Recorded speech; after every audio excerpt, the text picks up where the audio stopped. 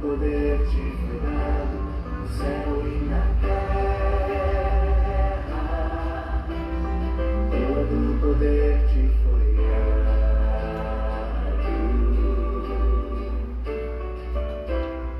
Deus o Pai te exaltou sobre todas as coisas. Deus o Pai te exaltou.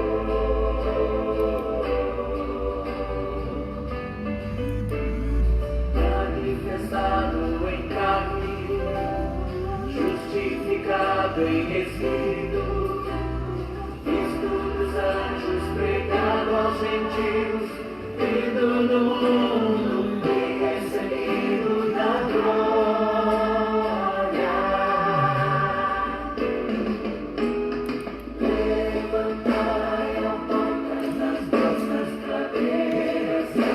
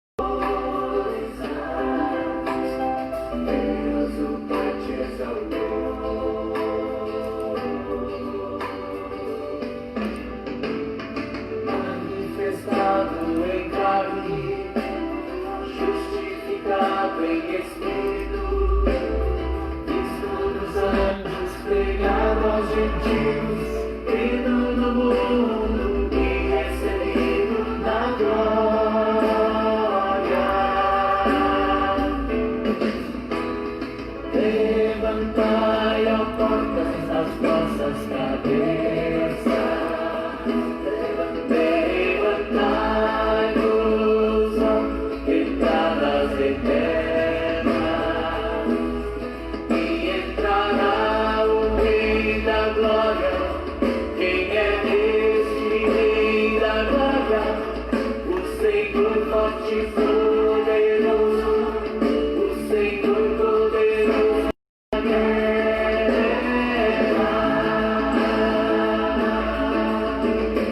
Levantai, ó portas, as vossas cabeças. Levantai-vos, ó entradas eternas, e entrará o Rei da Glória.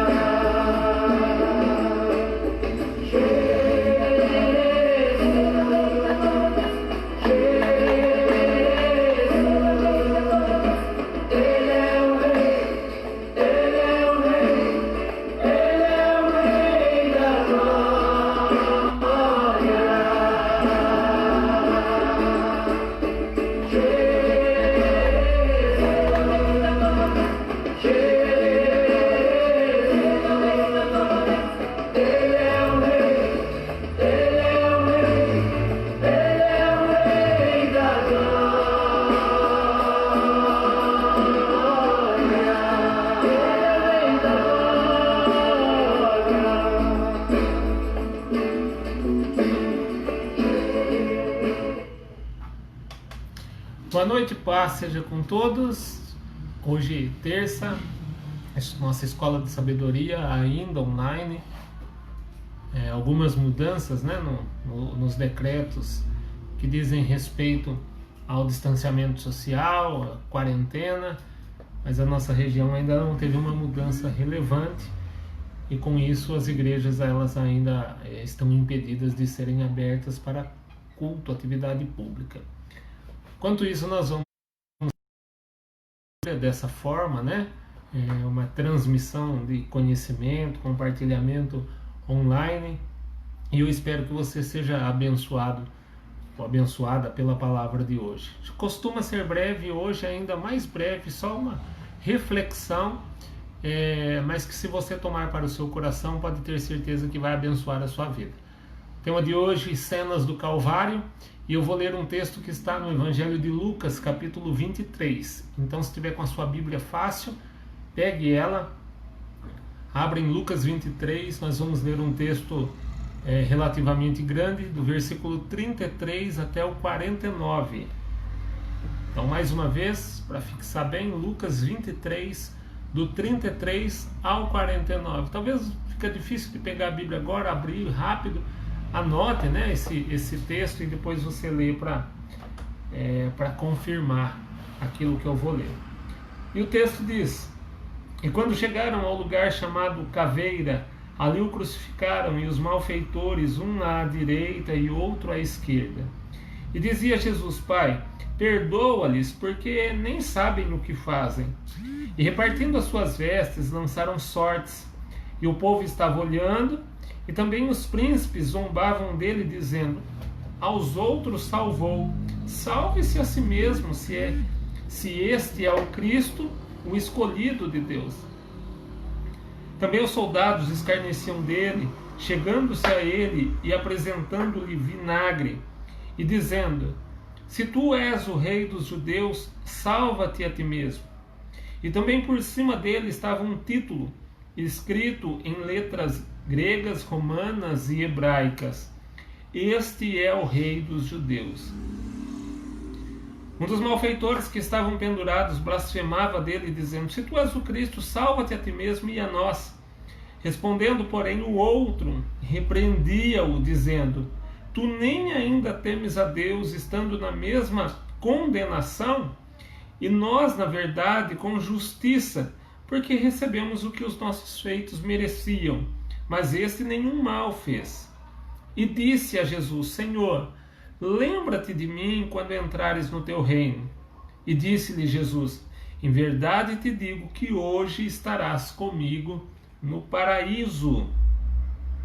E era já quase a hora sexta, e houve trevas em toda a terra até a hora nona, escurecendo-se o sol, e rasgou-se ao meio o véu do templo.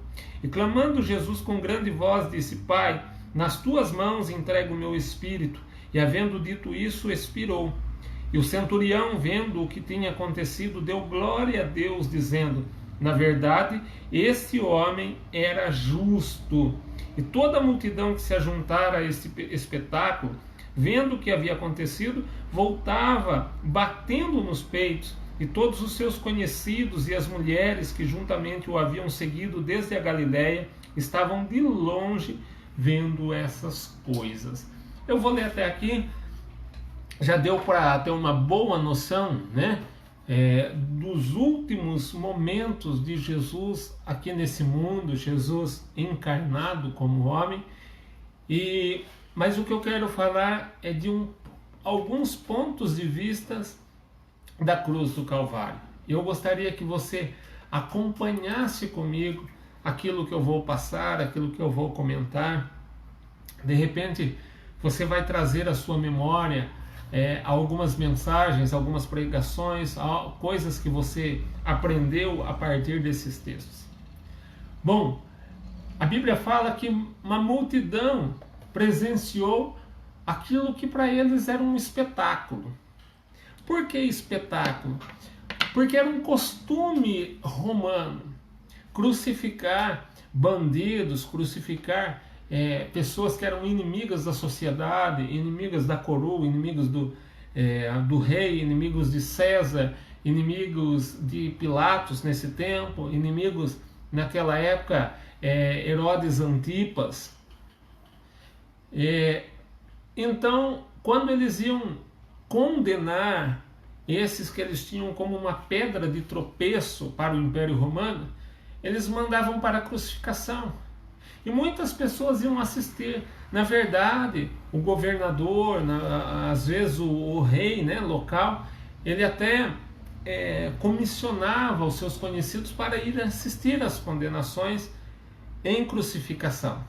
Então eles tinham isso como um espetáculo, como era um espetáculo as atividades no Coliseu, por exemplo, onde tantos eram torturados, atrocidades aconteciam por meio de animais ferozes, por meio de gladiadores. Vocês já devem ter visto isso em filme.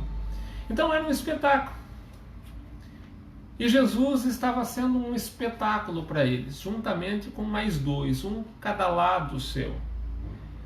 E no Calvário, nesse momento, no Gólgota, que significa caveira, e eu li como caveira, se você estivesse lá assistindo esse espetáculo, dependendo da maneira que você olhasse, você veria cenas diferentes.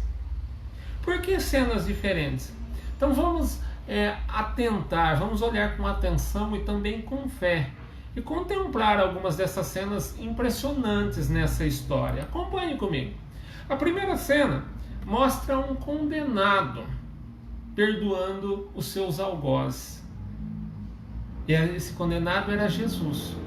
Condenado não com mérito de condenação, condenado injustamente, mas era condenado.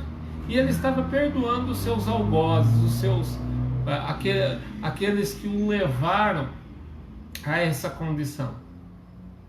Mesmo que a Bíblia dizendo que as pessoas zombavam dele, as autoridades zombavam dele. Quando nós lemos os príncipes são as autoridades. Os soldados escarneciam dele. E até o letreiro que estava sobre a sua cabeça na cruz era uma espécie de insulto, porque estava escrito em 3 idiomas, de uma forma vexatória, que ele era o rei dos judeus. Uma forma cínica, o chamando de rei dos judeus. Então o Filho de Deus, ele não encontrou misericórdia naquele lugar. A única misericórdia que tinha estava no seu coração, misericórdia dele para com aqueles que estavam naquele lugar, seja ao seu lado, também pendurados na cruz, ou assistindo aquele engano, aquela injustiça. Tem um escritor bíblico, e eu gosto muito dele, eu gosto muito das matérias, dos livros dele, que chama Otávius Winslow. E ele, em uma das suas escritas, ele diz algo muito interessante. Ele faz uma pergunta, ele pergunta mais ou menos assim: quem foi que entregou Jesus para morrer? Ao qual ele mesmo responde: não foi Judas por dinheiro, não foi Pilatos por temor, não foram os judeus por inveja, foi o próprio Pai por amor, foi o próprio Deus que o entregou por amor a nós. Então essa era uma cena. A segunda cena que poderia ser vista: um malfeitor recebendo a vida eterna. Isso é apresentado dos versículos 39 ao 43. Então veja bem qual era aquele contexto. Havia um homem morrendo pelo pecado, um outro homem morrendo no pecado, e ainda um terceiro morrendo para o pecado. Esse que recebeu perdão. E ele recebeu perdão sem ter feito nada de bom. Pelo contrário, ele fazia aquilo que era mal até a cruz. Mas quando de um arrependimento recaiu sobre ele aquilo que Paulo diz aos Efésios no capítulo 2, versículo 8. Porque pela graça sois salvos, por meio da fé. Ele teve fé em Jesus. Ele acreditou em Jesus e por isso recebeu a sua salvação. A terceira cena fala de um espectador, esse testemunhando a redenção, que são os versículos finais do que eu li, que se fala do centurião. A Bíblia fala primeiramente do véu do templo se rasgando de alto a baixo. E para que ninguém pense assim, olha, quem sabe o véu do templo não se rasgou por um forte vento? Não poderia ser. Só para você ter uma ideia, os eruditos, os estudiosos do período bíblico, eles dizem que o véu do templo ele tinha aproximadamente 10 centímetros de espessura. Era um tecido com 72 dobras torcidas, retorcidas, cada dobra com 22 fios. Tinha 18 metros de largura, 18 metros de largura e 8 de altura. Imagine só. E as pessoas viram isso. E debaixo da cruz estava alguém vendo Jesus passando.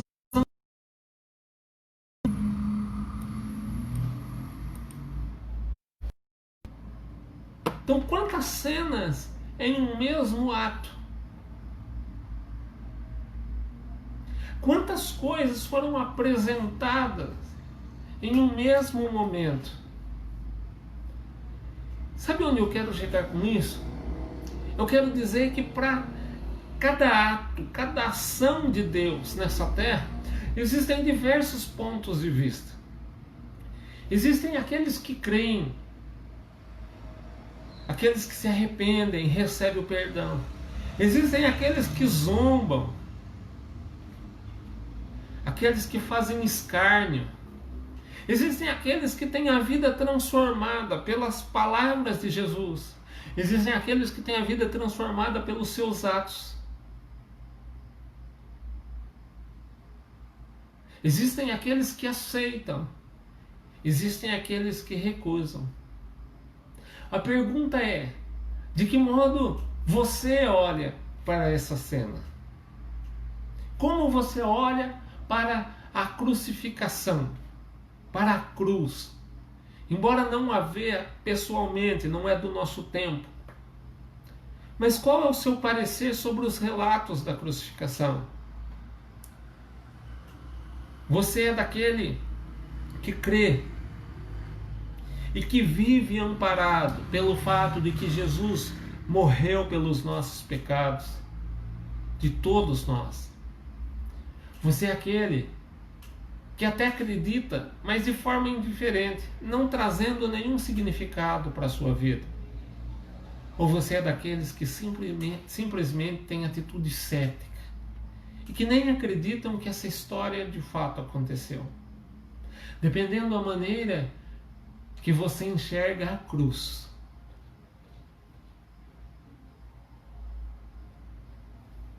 está relacionado ao seu futuro, à sua eternidade. E eu quero que você reflita sobre isso nesse momento, enquanto eu vou orar. Pai, eu oro, Senhor, para que a cruz do seu amado Filho Jesus tenha um verdadeiro significado nessa vida que está acompanhando esse culto online, essa live. Que todos os benefícios do Calvário alcancem esse lar, essa casa. Se no lar a necessidade, Deus, de uma libertação, que haja libertação. Se no lar a necessidade de cura, que haja cura.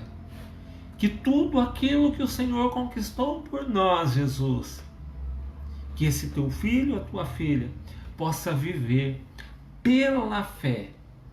Assim eu creio, assim eu determino, em nome de Jesus. Deus abençoe a sua vida, Deus abençoe seu lar, a sua casa, a sua família. Deus abençoe tudo aquilo que lhe diz respeito. Fique na bênção, fique na paz e até a próxima.